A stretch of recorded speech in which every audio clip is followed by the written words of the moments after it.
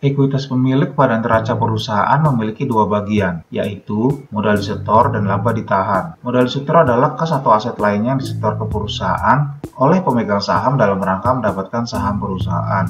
Laba ditahan merupakan akumulasi laba dan rugi perusahaan yang tidak didistribusikan sebagai dividen. Ini merupakan contoh neraca parsial standar yang menampilkan ekuitas pemilik. Ada modal disetor yang terdiri dari saham biasa dan agio saham. Saham biasa di neraca menampilkan nilai nominal dan jumlah lembar beredar saham. Agio saham merupakan selisih antara harga penerbitan dengan nilai nominal. Bersama dengan laba ditahan, modal disetor adalah dua komponen utama ekuitas perusahaan. Sebelum membahas lebih lanjut, dalam penerbitan saham, kamu perlu mengetahui at par, at premium, dan at discount. At par adalah ketika saham biasa diterbitkan pada nilai nominalnya. At premium adalah ketika harga penerbitan saham lebih tinggi dari nilai nominalnya. Selisih keduanya dicatat dengan mengkredit agio saham biasa. Kemudian, at discount adalah ketika harga penerbitan di bawah nilai nominalnya. Selisihnya didebit ke agio saham biasa bila agio saham memiliki saldo. Namun, bila saldo agio saham 0, maka selisih tersebut didebit dari laba ditahan. Asumsikan PT XYZ menerbitkan 10.000 lembar saham biasa dengan nilai nominal Rp10.000 untuk kas senilai 100 juta. Pada kasus ini, nilai nominal adalah sama dengan nilai penjualan saham. Entry atas transaksi ini adalah kas pada saham biasa senilai 100 juta. Kemudian, PT XYZ menerbitkan 100.000 lembar saham biasa tambahan dengan nilai nominal Rp10.000 pada harga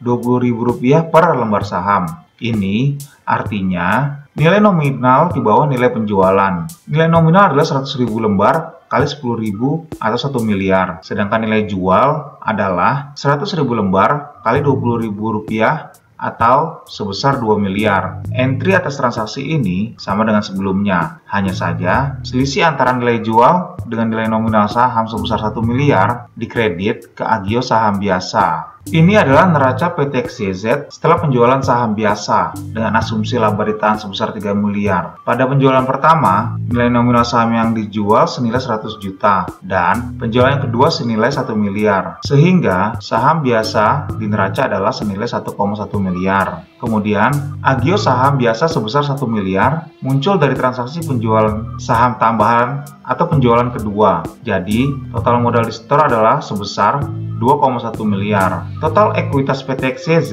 menjadi 2,1 miliar tambah 3 miliar atau sebesar 5,1 miliar.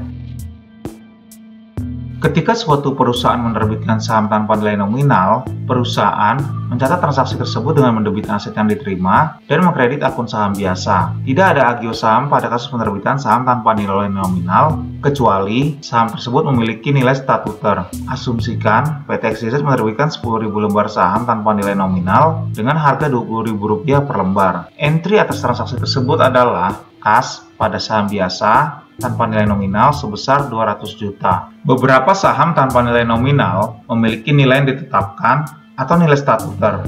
Entry jurnal atas penerbitan saham biasa dengan nilai yang ditetapkan hampir sama dengan penerbitan saham biasa dengan nilai nominal. Asumsikan PT XYZ menerbitkan 10.000 lembar saham dengan nilai statuter 10.000 pada harga penerbitan Rp25.000.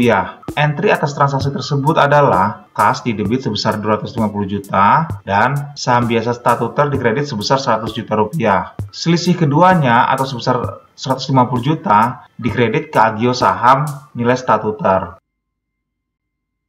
Perusahaan dapat menerbitkan saham biasa untuk mendapatkan aset selain kas. Entry atas transaksi yang demikian adalah dengan mendebit nilai pasar aset tersebut pada tanggal transaksi, sedangkan saham biasa dikredit sebesar nilai nominalnya. Selisih antara nilai pasar aset dengan nilai nominal saham biasa dikredit ke akun agio saham biasa atau akun agio saham atas nilai statuter, tergantung pada jenis saham yang diterbitkan. Bila saham yang diterbitkan tidak memiliki nilai nominal atau nilai statuter, maka nilai saham yang diterbitkan dikredit senilai dengan nilai pasar aset. Asumsikan PT XYZ menerbitkan 100.000 lembar saham biasa dengan nilai nominal Rp10.000 untuk mendapatkan tanah dengan harga pasar 3 miliar.